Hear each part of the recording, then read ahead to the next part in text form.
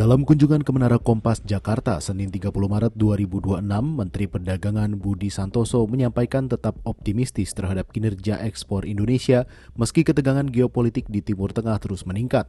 Pemerintah menilai krisis global tidak selalu menjadi ancaman tetapi juga dapat membuka peluang baru. Salah satu langkah yang disiapkan adalah memperluas dan mendiversifikasikan pasar ekspor Indonesia ke berbagai negara. Dengan strategi ini, pemerintah berharap produk-produk Indonesia tetap mampu menembus pasar internasional, bahkan di tengah dinamika konflik global yang sedang berlangsung. Memang sudah mulai terasa ya dampak kenaikan logistik terutama ke negara-negara Timur Tengah. Tetapi sebenarnya ekspor tetap jalan walaupun dengan kos yang lebih tinggi dibanding sebelumnya.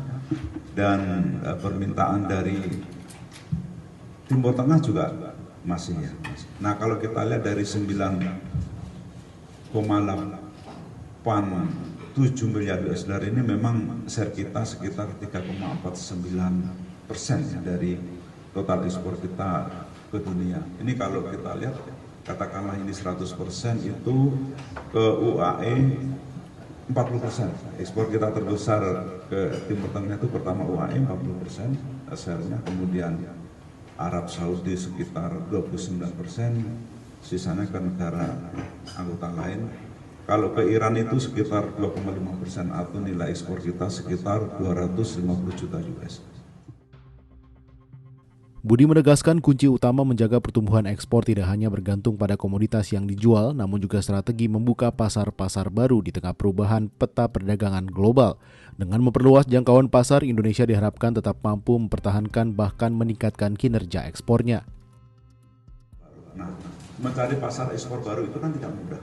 Biasanya kalau kita ngomong cari pasar baru itu jangka panjang. Tetapi kalau kita lihat ya Bapak Ibu lihat bahwa ketika terjadi krisis geopolitik itu justru peta pasar itu cepat berubah. Selain membuka pasar baru, pemerintah juga melihat situasi ini sebagai momentum untuk memperkuat daya saing nasional, terutama di sektor logistik.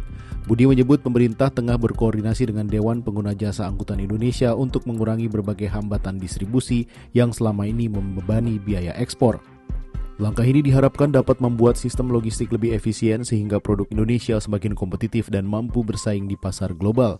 Budi juga menjelaskan pemerintah tengah mempersiapkan implementasi Perjanjian Kemitraan Ekonomi Komprehensif Indonesia-Uni Eropa atau IUCEPA, khususnya terkait efisiensi rantai pasok dan pengiriman barang lintas kawasan. Termasuk di Balindo mengenai masalah logistik. Nah, terus saya berpikir wah ini yang EU harus segera dicarikan solusinya gitu. Makanya saya minta karena EU ada delegasinya di WTO, saya pesan ke Pak Joni tolong ini diselesaikan. Paling tidak dibicarakan dulu Pak. Ada mungkin persepsi yang sama gitu ya, bahwa ini masalah yang menjadi tanggung jawab kita bersama. Gitu. Nah jangan sampai nanti ternyata kita ngomongin logistik, dia misalnya nggak mau ngomongin itu misalnya. Tapi paling tidak sudah ngomong dulu Pak, bahwa masalah kita salah satunya adalah logistik. Nah tadi yang saya belum menyampaikan ke Bapak, karena memang seperti apa yang akan dilakukan kita belum tahu karena masing-masing nanti setelah itu kan bertemu. Tapi kita sepakat dulu bahwa pertama implementasi dipercepat yang IUCEPA dipercepat. Yang kedua ngomongin kendala implementasi, salah satunya kendalanya adalah terkait dengan logistik. Nah itu kita sepakati bahwa itu nanti akan kita bicarakan.